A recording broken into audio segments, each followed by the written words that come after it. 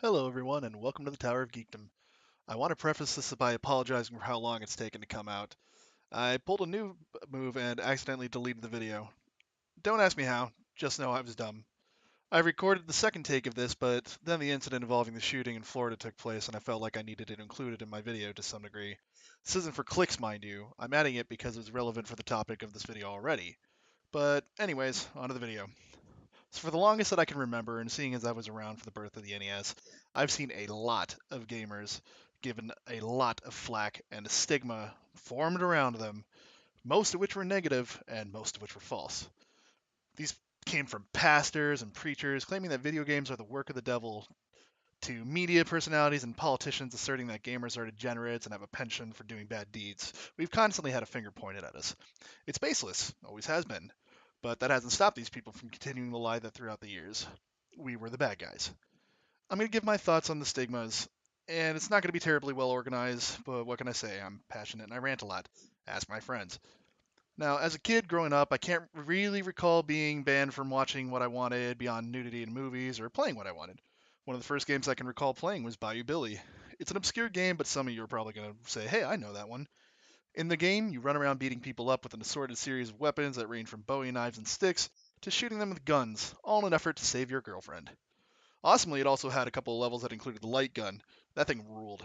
Suffice it to say, it wasn't a game for children, really. Then there was another game I remember playing fondly. It was also an obscure title and highly underrated in my opinion, called Deja Vu.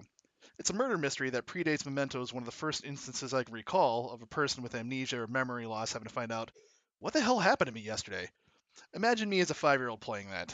I wandered haplessly and aimlessly around doing random things, not giving a care in the world. I didn't progress very far at all, obviously. In that game, you could shoot anyone if you found a gun and some ammo, gamble and drink in an underground seedy casino, punch anyone you felt deserved it, etc., etc. Now, of course, you had consequences for doing this, but as a kid, I was just like, oh, what can I do here and what can I click on? Now, I understood some of the premises for these games, and as I got older and reflected on them, I understood far better and appreciated them more. Now, fast forward to the next console generation, the SNES. We got Doom, Wolfenstein, Mortal Kombat, Street Fighter 2, Shaq Fu. Anyways, none of those games were particularly for kids, especially Shaq Fu. That is for no one. But I played them. Next generation, we got Tenchu, a stealth assassin game where you played as a ninja, slitting throats and stabbing swords through spines. Metal Gear Solid also came out on the PS1, a game where you were actively encouraged to be as covert and opt as possible, choking people out and double tapping skulls with a suppressed weapon. Now, I played those religiously. Next console generation introduced the greatest gangster love story games to the mainstream, Grand Theft Auto 3. Now, if I have to explain all what you can do in this sandbox world of murder, theft, and midnight rendezvous with the ladies of the night, then you've been under a rock, have no electricity and or internet, which means I'm your first introduction to this stuff. How'd you find me again?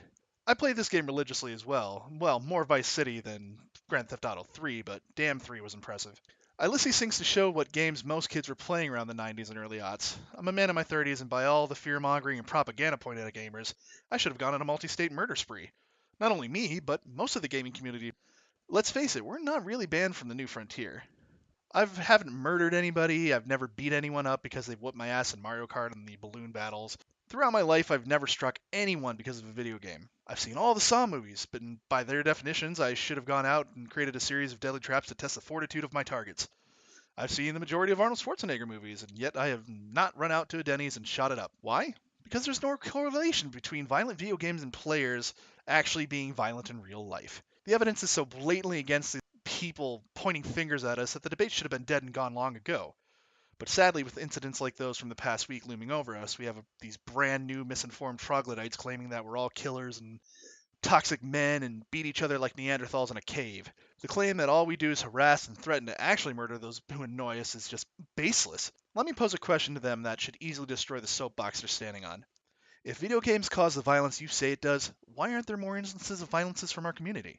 From how they put it, once the match is over, our revenge is being plotted, targets acquired, and fire the missiles. Now, I wouldn't be a good host if I didn't point out some of the things that might have given them the wrong ideas. I mean, we have to be fair here at the Tower. Gamers, especially men, since we were the core users of this form of entertainment, have been perfecting the art of shit talking. Now, let me tell our detractors and accusers something vital. Shit talking is not harassment. Harassment is continued pursuit despite efforts to avoid. The line is there, but most of us respect that line and stay behind it. We're here to play, not to cause massive grief.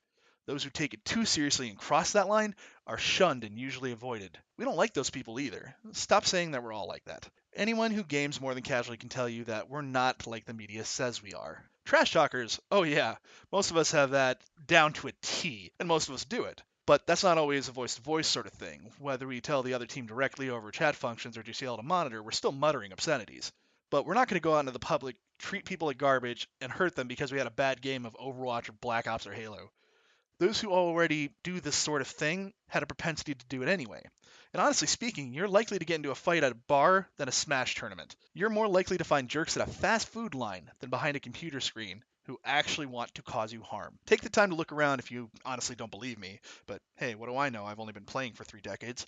But it comes down to reality, and the reality is that it's been ignored for so long because nobody likes talking about it. Nobody wants to talk about the actual issue because it means that they have to address it. It's not something easily fixed, and it's not something most people have a whole lot of experience with. Now, this is a mental health issue.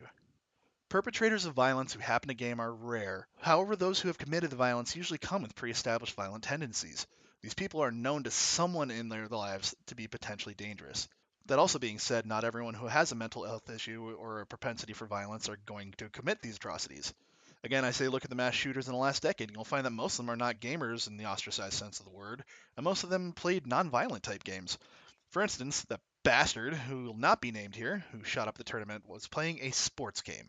Not a first-person shooting game, not GTA Online. Football.